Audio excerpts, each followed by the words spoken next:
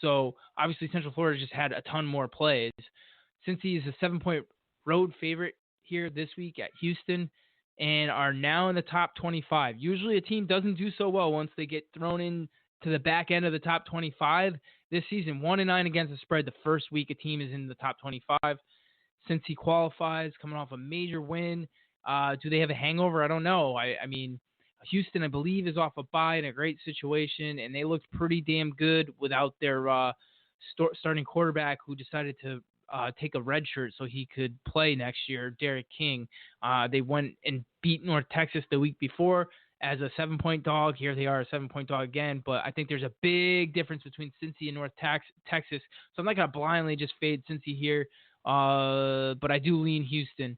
And Central Florida is on a bye this week, so we'll see what happens to them coming out of the bye and what they do moving forward. For me, I'm probably going to continue to fade them at points this season. I wasn't buying into Central Florida this week. And I started this year. I started buying into them last year after fading them for I don't even know how long. I believe I backed them twice at the end of the season and went 2-0. So I backed them November 23rd and December 1st. And again, you can go to freddywills.com/records and type in search UCF, and you can find all the times I backed UCF or UCF was involved in one of my games. So I thought that's another good tool to look at. Moving on, Miami outgained Virginia Tech 563-337, but lost the game 42-35. I'm not sure how much of that was when they were, coming back from a huge deficit in this game, but they did switch to their quarterback Perry from last year. He threw for 422 yards, 4 touchdowns in this game. Miami had 5 turnovers in this game, and this is the first time since they, unveiled the turnover chain that they didn't have a turnover in a game. I think this is a rare situation where they're playing at home against a ranked opponent on Friday, and Virginia ranked number 20, and they're favorites. How could they be favorites after losing that game to Virginia Tech? Virginia Tech the previous week getting their asses whooped by Duke, who we just saw lose. So I feel like everyone's going to be on Virginia. They're 2-point road dogs coming off a bye. They looked pretty good at Notre Dame. I could only lean Miami here. I think Miami is going to force some turnovers in this game. Virginia is going to be a public dog for Friday night. They already are. And I have to think the move to Perry at quarterback following a loss like this team should be ready Friday night under the lights. I mean, that's a home field advantage in that situation. And look, they haven't played a good game all year long. They're definitely due. On the other hand, Virginia Tech will host Rhode Island, 25.5-point favorites. Nothing for me there. West Virginia outgained Texas, had -3 turnovers in the game. While Texas, a beat-up team, they also had 10 penalties, which I don't think was a good look for them. If anything, I think this is giving us value with Texas this week against Oklahoma. They perennially struggle with their opponent the week before Oklahoma, going 1-7 against the spread the last 8 years. This year, they covered some of the lines. I know there was a 10-point spread out there, 10.5. There was 11 before game time, so... look, previous years they struggled more the week before Oklahoma, and then they played Oklahoma great. I mean, they went 0-3 against the spread the last 3 years and 1-2 straight up, but played right with Oklahoma with, an outright win last year and then 2 5-point losses. And this spread is kind of large in double digits. So I feel like a lot of sharps are now low on Texas or have been all year. I've heard it so many times. Texas has 9 returning starters. That's all the starting. And I probably said it too, I'll be honest.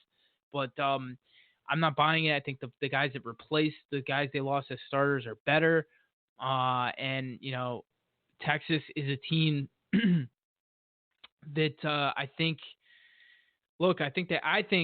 and I'm not biased. I'm not a Texas fan or anything like that. But I think from what I've seen, if there's a quarterback I want leading my team, Sam Ehlinger, number 1, in my opinion. I think he's the most underrated college football player right now. I think he's the best player in the nation, personally, in terms of, and that's not saying he's going to be a great pro prospect, but I think he is the best college football player. I'm so glad he's got another year. So definitely looking forward to this game again this year. Ball State beat Northern Illinois, but Northern Illinois had 3 key turnovers in this game. They also committed 12 penalties. They were 0 for 1 on fourth down in a game that they led 17-3 at the half, and they lose it 27-20. Northern Illinois outgained Ball State by 113 yards, holding Ball State to 269. But now Ball State, a road favorite at Eastern Michigan, setting up a classic. Sell high on Ball State, buy low on Eastern Michigan. I can't believe that they're a short favorite on the road at Eastern Michigan because honestly, I think these two teams on neutral site, it's a pick'em game. And now you're telling me that this line is moving 4.5 points, all because of what? Ball State beat Northern Illinois, and Eastern Michigan, as a 6-point favorite, got trucked by Central Michigan, a very underrated team. I'm gonna have to look deeper on that team, on that matchup this week, but I'm comfortable saying that I lean heavily on Eastern Michigan.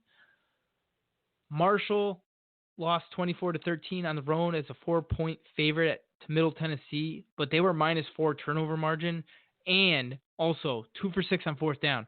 So they handed the ball over to Middle Tennessee 8 times. I think that there's still value on this Marshall team. They outgained Middle Tennessee 578-401.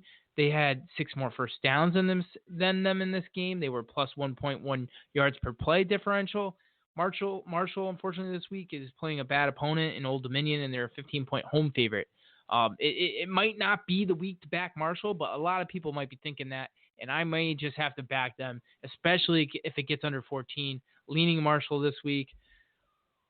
Last misleading final, Louisiana Monroe. They actually had 5 more first downs and 40 more yards than Memphis on the road, but didn't cover the spread, losing by 19. They went just 3 for 6 on fourth down. They had 11 penalties for 114 yards in this game. I think Monroe is under the radar a bit still, and I had them as a lean this past week. Didn't play them against Memphis, and Louisiana Monroe has had a very tough schedule. I mean, you look at it. They played Florida State. They played Mississippi State. They played Memphis, arguably one of the better teams in the group of 5. I think they played another really tough game. I'm pulling up their schedule right here. Iowa State. So really the only layup game they had, Grambling. They didn't play Mississippi State. I'm sorry. That must have been the other Louisiana team. But Florida State, Iowa State, South Alabama, Memphis. So interesting game at Texas State this week. They're a dog, I believe, or a short favorite. On Friday, they're a 3-point favorite. I don't know if there's really value there for me.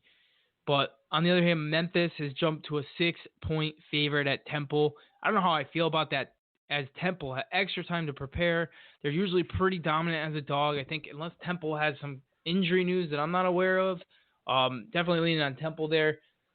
I mean, Memphis really haven't done anything to impress me at this point. Memphis hasn't done anything to impress me at this point. And Temple at home is a different team than Temple on the road so far this season. And, I just don't see Memphis going in there and winning by a touchdown when Temple still has a really good defense. So, again, I got to look. I don't see any injury news that they're leading me to believe that they should be, a 6-point dog, but we'll definitely check it out when we get closer. So I wanted to remind you guys, because we're just, hockey starting, NBA starting.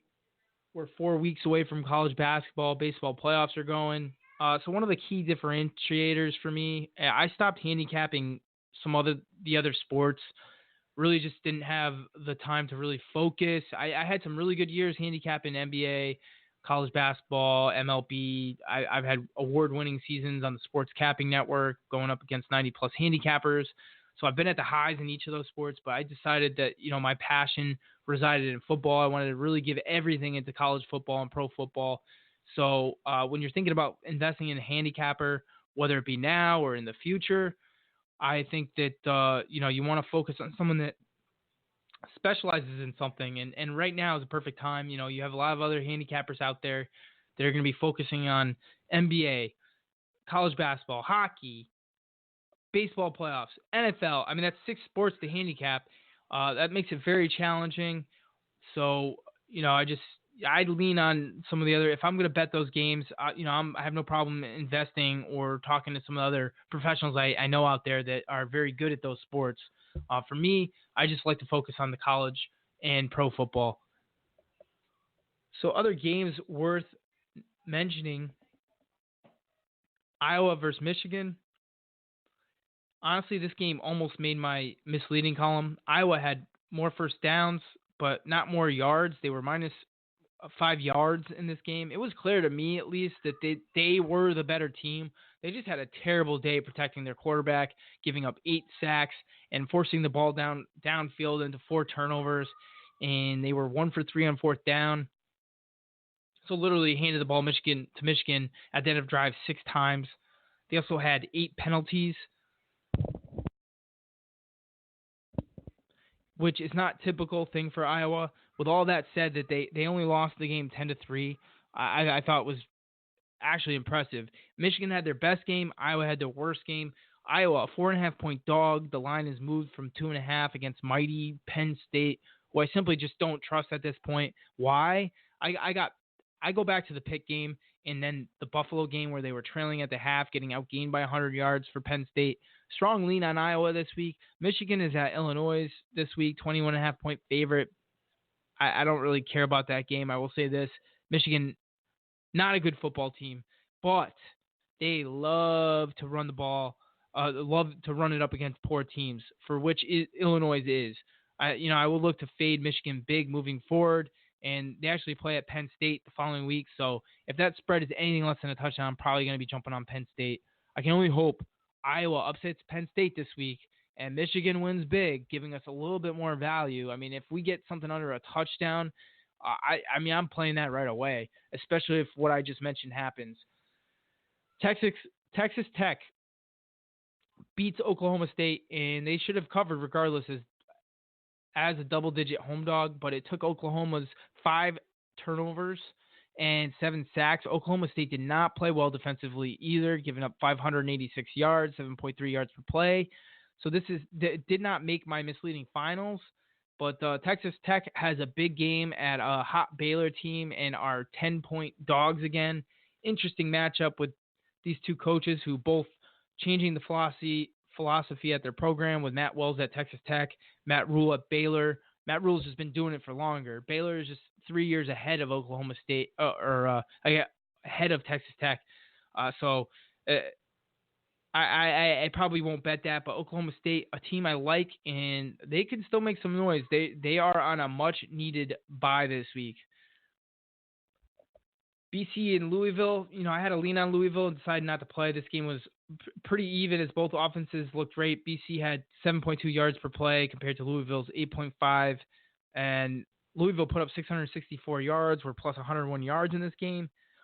BC may have lost their quarterback, Anthony Brown, for the season, which is a big loss, but they do focus more on the running game, and A.J. Dillon's still there, so that may give us some line value moving forward. But I think Louisville still going to have some betting value on them, and I believe they're a 6.5-point dog at Wake Forest, who is a team that just crept into the top 25, and we faded them against Boston College the week before. Wake Forest off a bye, but they're getting 65% of the action right now. Gonna definitely be keeping my eye on that, because if I can get Louisville +7, +7.5, I'll be really feeling good about that. Central Michigan, we mentioned earlier in the podcast, definitely one of my bet regrets, as they completely dominated Eastern Michigan 42-16, outgained them by 302 yards. Eastern Michigan now a home dog against Ball State, who beat Northern Illinois on the road last week in misleading fashion. So I think that's kind of crazy that spread against Ball State. And then Central Michigan, 10.5-point home favorite, which has been bet down from 12.5. I definitely think that the value is gone away on the Chippewas. I'm not getting involved there. 2 more games to mention. I told you guys I would mention Auburn, Florida. It's worth mentioning that this was an ugly, ugly game. 8 total turnovers. Both teams were 0-for on fourth down. Florida now goes on the road to face LSU as a 13.5-point dog. I think it's down to 13 now. And early money, is about